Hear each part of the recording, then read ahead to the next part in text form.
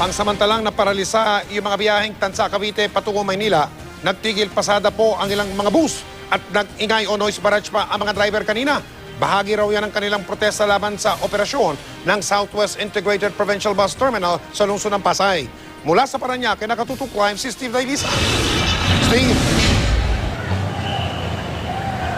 Mike, magtatatlong linggo na ang operasyon nitong Southwest Interim Provincial Bus Terminal pero patuloy pa rin pinaplansya ng MMDA yung gusot sa pagpapatakbo ng terminal. Eto Mike, sa likod ko, rush hour ngayon pero napakahaba ngayon ng pila ng mga pasahero. Ayan, kumpul-kumpul sila, walang masakyang bus, walang bus operator o driver na umaako ng paraan ng pagpoprotesta nito. Pero hetot, mga commuter, yung pinakahigit na nakakaramdam ng epekto nito. Narito po ang aking report.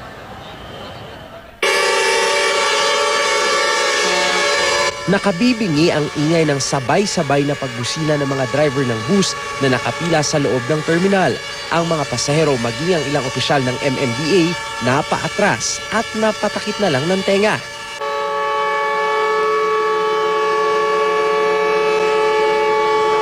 Habang sige sa pagbusina, isang umanay na muno sa noise barrage ang dinampot ng mga otoridad. Nakita raw siya ng mga pulis habang minumuestra sa mga kasamahan na ituloy ang ingay. Parang pinoprovoke na yung mga driver para magbusina. Pero sir, ano yun? Siya mga pinaka-leader kaya na siya inaresto? Hindi naman. Invitation ko lang alamin ko bakit siya naglalabas. Alarm and scandal daw ang posibleng asunto ng lalaki. Pero sa presinto, todo tanggi naman siya sa bintang.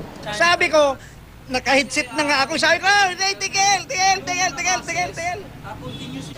Hindi man daw siya ng gatong sa kasamahan, hindi naman niya itinangging kaisa siya sa pagdurusa dahil sa mababang kita.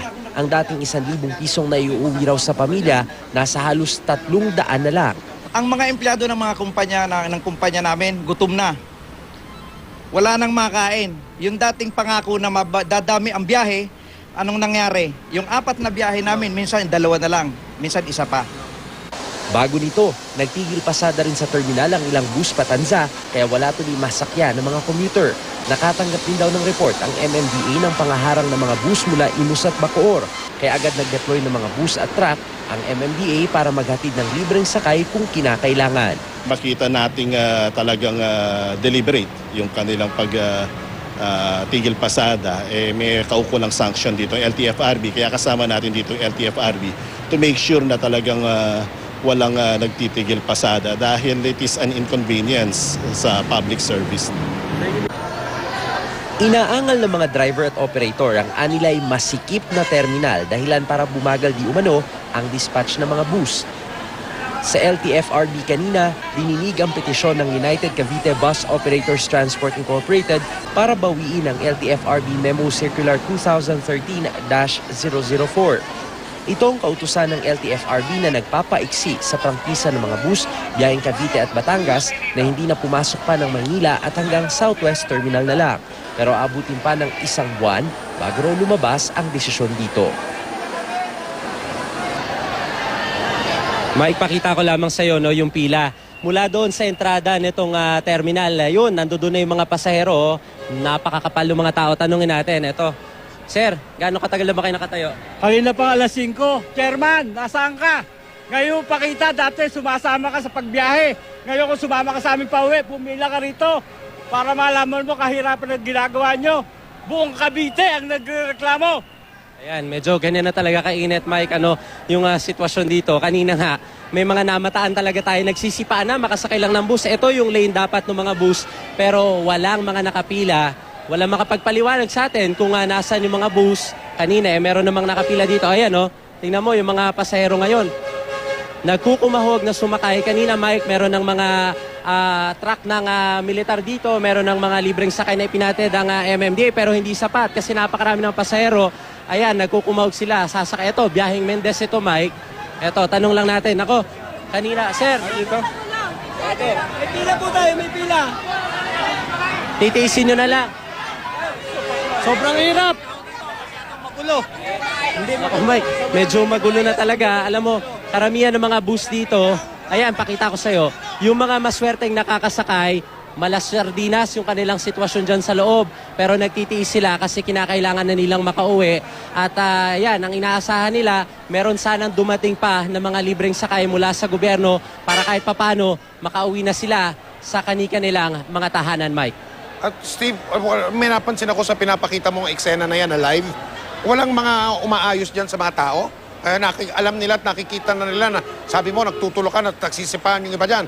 Wala bang mga traffic enforcer, police, o ang mga tauhan ng MMDA, ng lokal na pamahalaan para isaayos yung pila at para yung mga tao. Ayan, may nakikita akong 2 pulis dyan. Anong ginagawa ng mga yan? Meron naman, Mike, may mga traffic enforcer na doon sila sa gilid eh. Sa gilid? Ayun mga nakapwesto yung mga police, merong mga augmentation galing sa Sidewalk Clearing Operations Group ng MMDA. Naghahawak kamay na nga sila eh. Kaso unruly na yung mga tao, marami kasi dyan pagod sa pagtatrabaho ng maghapon sa kanilang mga opisina at hindi nga sila makauwi. Eto, may mga estudyante pa dito, tanong lang natin din. Eto, hirap na kayo sa pagsakay. Opo, Paano yun? sobra. Ganun ang sentimiento nila. Kaya ang ginagawa nga dito, medyo outnumbered din kasi mas marami na talaga yung pasahero na nasa loob ng terminal.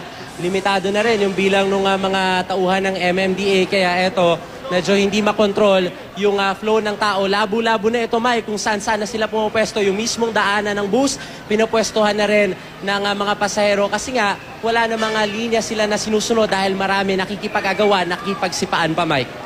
Bukod doon, ayan, may nagtatakbuhan. Steve, bukod doon sa pagpapadala ng mga 6x6 na kitang-kita naman natin na kulang, wala pa bang anumang pangsamantalaman lang na o agaran man lang solusyon na nakikita tayo o inaanunsyo sa puntong ito para naman hindi naabutin ng ating gabi ang mga tao na yan pinapakita mo, Steve? Yun nga, Mike, kanina merong mga truck dito ng MMDA, nakita natin eh. Meron ding mga truck ng militar, nasakyan na nila. Eto, nagtatakbuhan na naman kasi may nagdatingan na bus. Ayan ang kaso talagang hindi sapat yung bilang ng bus. Hindi rin may paliwanag sa atin ng mga operator, Mike, kung ano nangyari, bakit hindi na sila bumiyahe ngayong gabi. Pero ang sinasabi kaninang umaga, paraan daw ito nung kanilang pagpoprotesta dahil nga sa ayaw nila, dahil maliit masyado itong terminal, nababawasan yung kanilang kita at nagiging perwisyo raw yung napakatagal na ikot nila. Kung dati nakaka-5 biyahe sila kada araw, ngayon dadalawa na lang. Kaya ito raw yung epekto nung pagkabutas o yung pagkakulang nung kanilang bulsa dahil sa kawalan ng kita, Mike. Kamusta naman ang panahon dyan ngayon, Steve? Kamusta ang panahon dyan ngayon, Mike? Steve? Kamusta ang panahon dyan ngayon, Steve? Medyo paulit lang ng tanong. Okay, kamusta ang panahon dyan Paulit lang ngayon? ng tanong, Mike. Kamusta ang panahon dyan ngayon?